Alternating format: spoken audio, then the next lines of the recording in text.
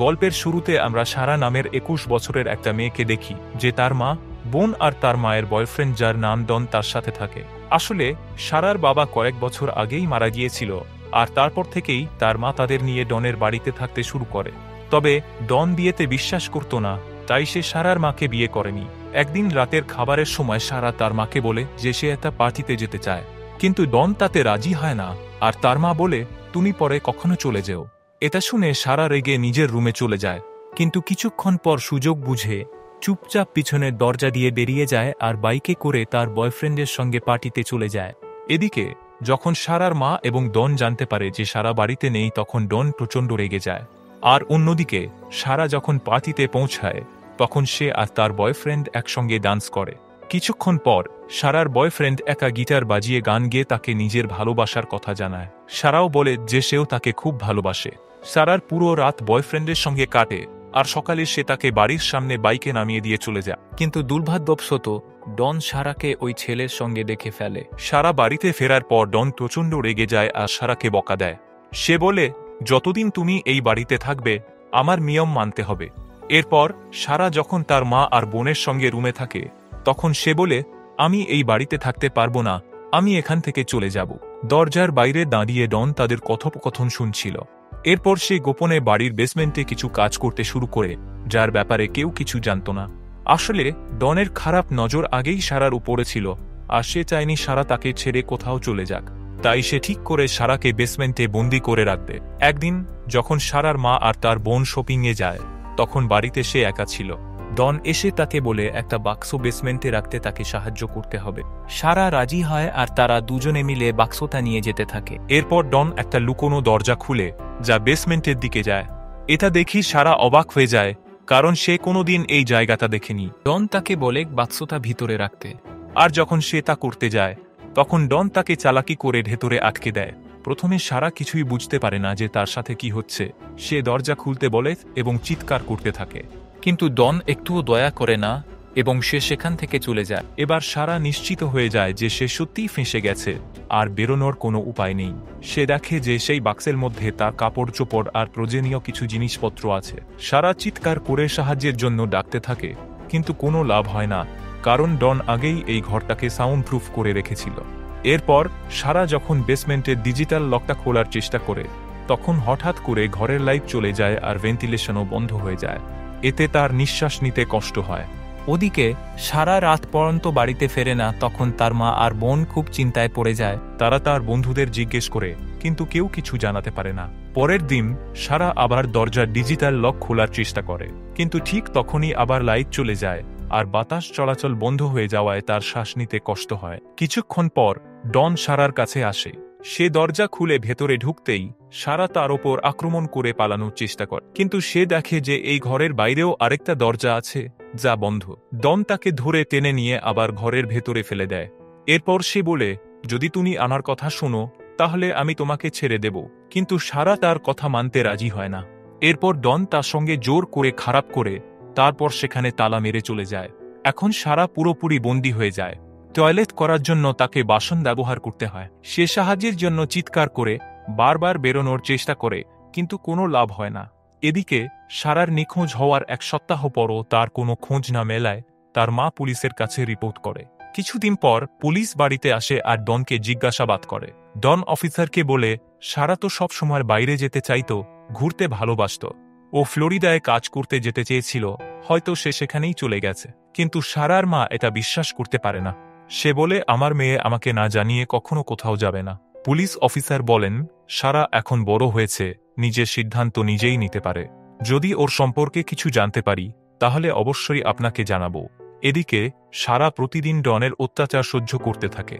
যখনই সে পালানোর চেষ্টা করে, ডন তাকে নির্মমভাবে মারধর করে। আস্তে আস্তে সারার কাছে তার কথা শোনার ছাড়া আর কোনো উপায় থাকে না। সারার এখানে আটকে থাকতে এভাবে 21 দিন কেটে যায়। একদিন ডন যখন বাগানে কাজ করছিল, তখন সারার বয়ফ্রেন্ড তার কাছে আসে আর সারার খোঁজ নেয়। ডন মিথ্যে বলে সারা তার অন্য এক বয়ফ্রেন্ডের সঙ্গে পালিয়ে গেছে। এই কথা শুনে সারার বয়ফ্রেন্ড তার কথায় বিশ্বাস করে নেয় এবং হতাশ হয়ে সেখান থেকে চলে যায়। সময়ের সাথে সাথে সারার এই বন্দি জীবনের 1 বছর পেরিয়ে যায়। তার অবস্থা দিনে দিনে খারাপ হতে থাকে। আজ তার জন্মদিন। ডন তার জন্য একটা কেক নিয়ে আসে আর জোর করে তাকে লাল রঙের ড্রেস পরতে বাধ্য করে। সারা বাধ্য হয়ে সেই ড্রেস পরে কেক কাটে। ডন তখন বলে, বলো তো জন্মদিনে তুমি কি গিফট চাও? সারা বলে, আমি স্বাধীনতা চাই। ডন হেসে বলে, এখনো তোমার সময় আসেনি। তখন সারা একটা টিভি চায়। ডন বলে, তার জন্য তোমার আমাকে খুশি করতে হবে। তখন সারা একটা ঘড়ি চায়। ডন রাজি হয়, তবে তাকে কাছে আসতে বলে। কিছুদিন পর সারা একটা খাবারের ক্যান দিয়ে অস্ত্র বানিয়ে ডনকে মেরে পালানোর প্ল্যান করে। কিন্তু যখন সে ডনের ওপর হামলা চালায়, ডন সহজেই সেটা আটকায় আর তাকে প্রচণ্ড মারধর করে। এরপর আবার তার ওপর জোর করে অত্যাচার চালায়। সারার এই নরক যন্ত্রণা চলতেই থাকে, আর এরই মধ্যে সারা প্রেগনেন্ট হয়ে পড়ে। কয়েক মাস পর কোনো চিকিৎসার ব্যবস্থা ছাড়াই সারা এই ঘরেই একটা মেয়ের জন্ম দেয়। ডন মেয়েকে দেখে একটুও খুশি হয় না, কিন্তু সারা তার মেয়েকে আগলে রাখে। সময় কেটে যায়। সারা বন্দি অবস্থাতেই 4 বছর পার করে দেয়। এরপর সারা আবার গর্ভবতী হয়। ওদিকে তার মা এখনও সারার খোঁজ চালিয়ে যাচ্ছে। সে ফ্লোরিডায় যায়, কারণ সারা সবসময় বলতো যে সে সেখানে কাজ করতে চায়। এদিকে সারা নিজের মেয়েকে মানুষ করছে আর আস্তে আস্তে এই বন্দি জীবনে মানিয়ে নিতে শিখে যাচ্ছে। যদিও তার মনে পালানোর ইচ্ছাটা এখনও জেগে আছে। ডন এবার তার জন্য কিছু সুবিধা নিয়ে আসে। একদিন সে একটা টিভি এনে দেয়, যাতে সারা আর তার মেয়ে সময় কাটাতে পারে। কিছুদিন পর সারা একটা ছেলের জন্ম দেয়। এভাবেই বন্দি অবস্থায় থেকেও সারা তার 2 সন্তানকে লালন পালন করতে থাকে। এভাবেই সময় কেটে যায়। দেখতে দেখতে সারার এই বন্দি জীবনের 7 বছর হয়ে যায়। একদিন সারার মেয়ে হঠাৎ প্রচণ্ড জ্বরে পড়ে। সারা ডনকে অনুরোধ করে যেন সে মেয়েকে ডাক্তার নিয়ে যায়, কিন্তু ডন কোনো দয়া দেখায় না। সে শুধু কিছু ওষুধ দিয়ে চলে যায়। ওদিকে সারার বয়ফ্রেন্ড এখনও তাকে ভুলতে পারেনি। একদিন সে সারার বোনের কাছে যায় আর সারার খবর জানতে চায়। তখন সে জানতে পারে ডন মিথ্যে বলেছিল যে সারা অন্য কারো সঙ্গে পালিয়ে গেছে। আসলে তার কোনো খোঁজই মেলেনি। সারার বোন বলে, ডন একজন মিথ্যেবাদী। সে আমার মায়ের সঙ্গেও খারাপ ব্যবহার করতে থাকে, তাই আমি খুব কমই বাড়িতে যাই, বেশিরভাগ সময় বাইরে থাকি। আমার মনে হয় ডনই আমার বোনের সঙ্গে কিছু করেছে, কারণ সে কখনোই সারাকে ভালো চোখে দেখেনি। এরপর সারার বোন ডনের সামনে গিয়ে সরাসরি তাকে প্রশ্ন করে, সারা কোথায়? ডন বলে, সে যেখানেই থাকুক নিশ্চয়ই ভালো আছে। কিন্তু সারার মা তো ফ্লোরিডায় গিয়েও কোনো খোঁজ পাননি, তাই এবার তিনি একজন প্রাইভেট ইনভেস্টিগেটর নিয়োগ করতে চান। এ কথা শুনেই ডন রেগে গিয়ে রুম থেকে বেরিয়ে যায়। তবে সে ভুল করে বেসমেন্টের চাবিটা ফেলে দেয়। সারার বোন সেটা দেখে দ্রুত তুলে নেয়। এরপর সে বেসমেন্টে গিয়ে চারপাশ ঘুরে দেখে। তখনই তার চোখ পড়ে এক গোপন দরজার দিকে। কিন্তু এর আগেই ডন এসে হাজির হয়। সে তাকে তাড়িয়ে দেয় আর তার হাতে চাবিটা দেখে সঙ্গে সঙ্গে কেড়ে নেয়। এদিকে সারার 3য় বাচ্চা হয়। সে ডনকে বলে, আমি একা 3টা সন্তানকে মানুষ করতে পারবো না, দয়া করে এই শিশুটাকে আমার মায়ের কাছে রেখে এসো। অবাক করার মতো বিষয়, এবার ডন রাজি হয়ে যায়। সারা দ্রুত তার মায়ের জন্য একটা চিঠি লিখে দেয়। এরপর ডন শিশুটাকে বাড়ির বাইরে ফেলে রেখে আসে। সারার মা দরজা খুলতেই দেখে একটা শিশু আর তার সঙ্গে একটা চিঠি রাখা আছে। সেখানে লেখা, আমি আমার বয়ফ্রেন্ডের সঙ্গে আছি, কিন্তু এই সন্তানকে বড় করার মতো টাকা পয়সা আমার কাছে নেই, তাই আমি তোমার কাছে ওকে রেখে গেলাম, পরে এসে নিয়ে যাব। এটা পরে সারার মা খুশি হয়। অন্তত সে নিশ্চিত হয় যে তার মেয়ে বেঁচে আছে। কিন্তু শিশুর দোলনায় আরেকটা ছোট্ট নোট রাখা ছিল, যা সারার মা দেখতে পাননি। সেটা ডনের হাতে পড়ে। নোটে লেখা আছে, মা, আমাকে এখান থেকে বের করো, আমি বেসমেন্টে বন্দি। এটা পরেই ডন রেগে গিয়ে সোজা বেসমেন্টে চলে যায়।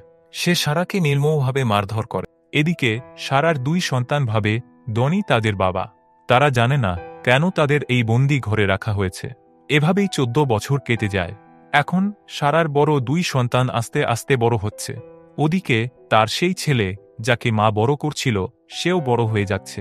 ঠিক এই সময় সারা জানতে পারে সে আবার প্রেগনেন্ট। কিন্তু এবার ডনের চোখ পড়ে সারার মেয়ের ওপর। সারা বুঝতে পারে এই নরক থেকে বের হওয়া এখন আরও বেশি জরুরি, তাই সে মেয়েকে ডনের কাছ থেকে দূরে রাখার চেষ্টা করতে থাকে। এদিকে তার 2 বড় সন্তান এখন বাইরে বের হতে চায়। তারা বাইরের পৃথিবী দেখতে চায়, কিন্তু সারা এখনও তাদের ডনের আসল পরিচয় জানায়নি। একদিন বেসমেন্টের ছাদ থেকে পানি চুইয়ে পড়তে শুরু করে। সারা বুঝতে পারে ওপরের ছাদ দুর্বল হয়ে গেছে। সে চামচ দিয়ে আস্তে আস্তে ছাদ খুঁড়তে শুরু করে। অনেকক্ষণ পর সে একটা ছোট্ট ছিদ্র করতে সক্ষম হয়। রাতের অন্ধকারে সে টর্চের আলো কোড়ের মতন ব্লিঙ্ক করতে থাকে। যেন বাইরের কেউ সেটা দেখে সাহায্য করতে আসে। ঠিক তখনই ডনের এক প্রতিবেশী সেটা দেখতে পায়। সে ডনের দরজায় নক করে। তখন ডন দরজা খুলে প্রতিবেশী বলে, তোমার বাড়ির নিচ থেকে কেউ আলো দিচ্ছে। এই কথা শুনেই সে সারার কাছে গিয়ে খারাপভাবে মারধর করে। তার ফলে সারার মিসক্যারেজ হয় আর ডন সেই শিশুটিকে মাটিতে পুঁতে দেয়। এভাবেই দিন কেটে যেতে থাকে আর সারার 2 সন্তান বাইরে যাওয়ার জন্য জেদ করতে থাকে। তারা সারার উপর রাগ দেখাতেও শুরু করে। সারা এইসব সহ্য করতে পারে না আর নিজের সন্তানদের কথা ভেবে মেঝেতে পড়ে যায়। এরপর সে নিজের বয়ফ্রেন্ডকে মনে করতে থাকে। তারপর সারা তার সন্তানদের ডনের আসল সত্যিটা জানিয়ে দেয়। সে বলে ডন আসলে তার স্বামী নয়, বরং তার মায়ের বয়ফ্রেন্ড। এটা শুনে বাচ্চারা হতবাক হয়ে যায়। সারা আরও জানায় যে ডন তাকে বছরের পর বছর বন্দি করে রেখেছে।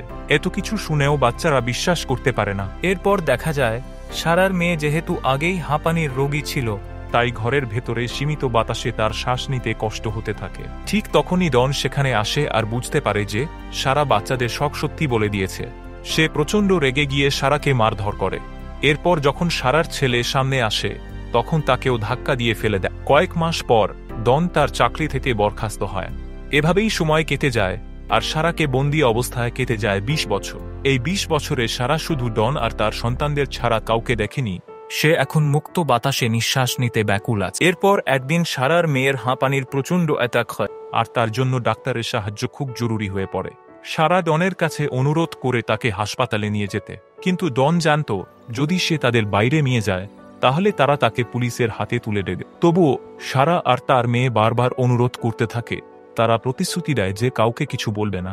শেষে ডন রাজি হয় আর রাতের অন্ধকারে মেয়েকে হাসপাতালে নিয়ে যেতে বেরিয়ে পড়ে। তবে সে সারার ছেলেকে ঘরে বন্দি করে রেখে যায়। ডন যখন তাদের নিয়ে হাসপাতালে পৌঁছায় তখন সারার মেয়েকে দ্রুত হাসপাতালে ভর্তি করা হয়। সারা ডনের সাথে হাসপাতালে বসেছিল, তখন ডাক্তার তাকে একটা ফর্ম ফিল আপ করতে বলে। ফর্ম ফিল আপ করার সময় সারা সুযোগ বুঝে ডাক্তারকে পুরো ঘটনা জানিয়ে দেয়। সেখানে একজন পুলিশ অফিসারও ছিল যে ডনকে সঙ্গে সঙ্গে গ্রেপ্তার করে। এরপর সারার ছেলেও বন্দিদশা থেকে মুক্তি পায়। যখন সারার মা জানতে পারে যে ডন তার মেয়েকে পুরো 20 বছর ধরে বাড়ির বেসমেন্টে বন্দি করে রেখেছিল তখন সে ভয় পেয়ে যায়। অন্যদিকে ডন এই ঘৃণ্য অপরাধের জন্য আজীবন কারাদণ্ড পায়। কয়েকদিন পর সারা তার পরিবার নিয়ে বাইরে পিকনিকে যায়, যেখানে বাচ্চারা বেশ আনন্দ করছিল। ঠিক তখনই সারার পুরনো বয়ফ্রেন্ড আসে, যে এখনও তাকে ভুলতে পারেনি। সে সারার কাছে ক্ষমা চায় যে তাকে খুঁজে বের করতে পারেনি। এরপর তারা একসঙ্গে বাইকে করে ঘুরতে যায় আর এভাবেই সিনেমার শেষ হয়। বন্ধুরা, যদি আপনি সারার জায়গায় থাকতেন তাহলে বন্দিদশা থেকে কিভাবে বের হতেন? কমেন্টে জানান। ভিডিওটা শেষ পর্যন্ত দেখার জন্য অনেক ধন্যবাদ। যদি ভিডিওটি ভালো লেগে থাকে তাহলে লাইক আর শেয়ার করুন। আর নতুন নতুন মুভির এক্সপ্লেনেশন পেতে চ্যানেলটি সাবস্ক্রাইব করে বেল আইকন প্রেস করুন যেন কোনো ভিডিও মিস না হয়। তাহলে আজকের মতো বাই বাই।